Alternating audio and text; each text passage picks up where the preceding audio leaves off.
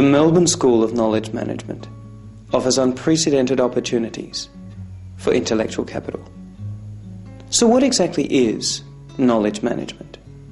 To explain, here is founder and director of the Melbourne School of Knowledge Management, Mr. Kumaran. We are looking at knowledge as a commodity. And in this case, we would be trading with the intellectual capital of humans.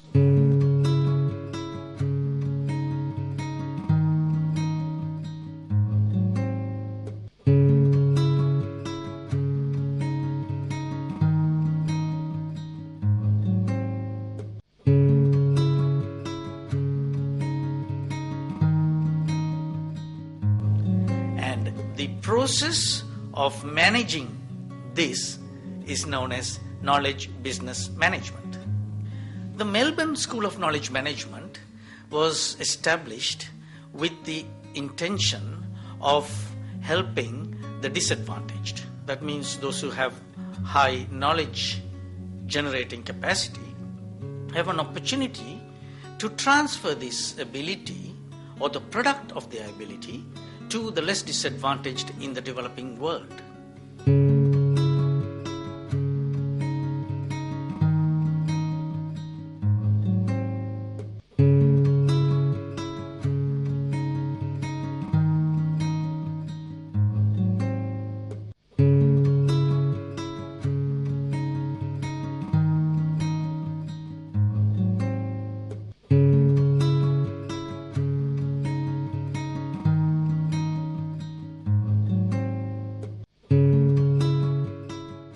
One should also understand there are disadvantaged people in the developed world as well.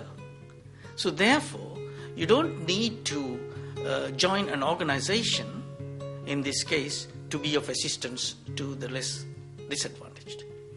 There was a time when American Airlines was losing money and they were wondering how they could spring back to profitability.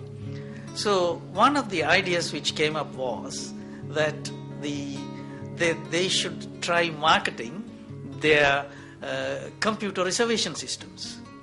So this is already intellectual capital residing within their company, and they used it, they marketed it, and the result was that they started making more money out of the computer reservation system. And in today's context, this can mean that if it is a poor farmer in Africa who wishes to know something about germination, and there is an expert who is in Australia who is retired from the Department of Agriculture, and for him this advice can be provided just within a period of 10 minutes.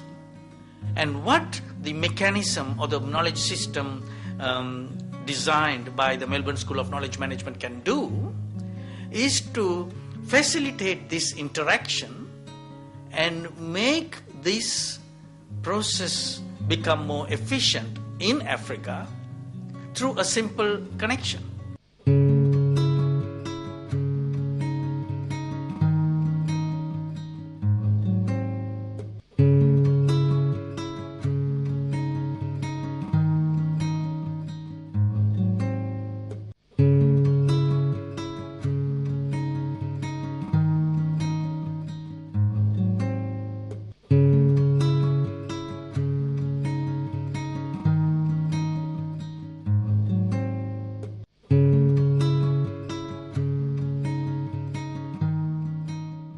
The internet, I personally believe, would not be able to add much more value than what it is doing presently.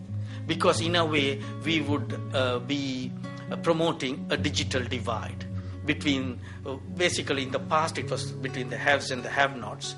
Now it will be between the technology savvy and the non-savvy population, which is not a healthy sign or development. So whenever there is a choice, the emphasis should be to incorporate humans into the system than to consider retrenchments.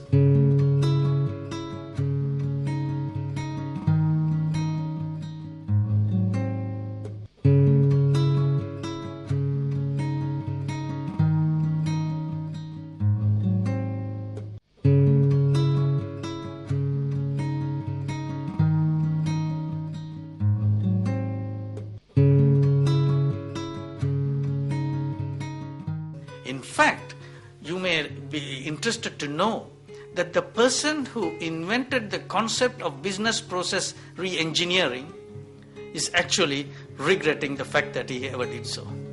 Having said this, I would also like to qualify it by saying that technological application should be incorporated whenever it is appropriate.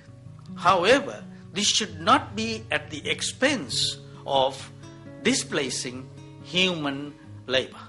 We are moving from the C to C, which is the consumer to consumer. Then we moved on to the B to B, which is the business to business. And the next change is going to be P to P, which is peer-to-peer connections.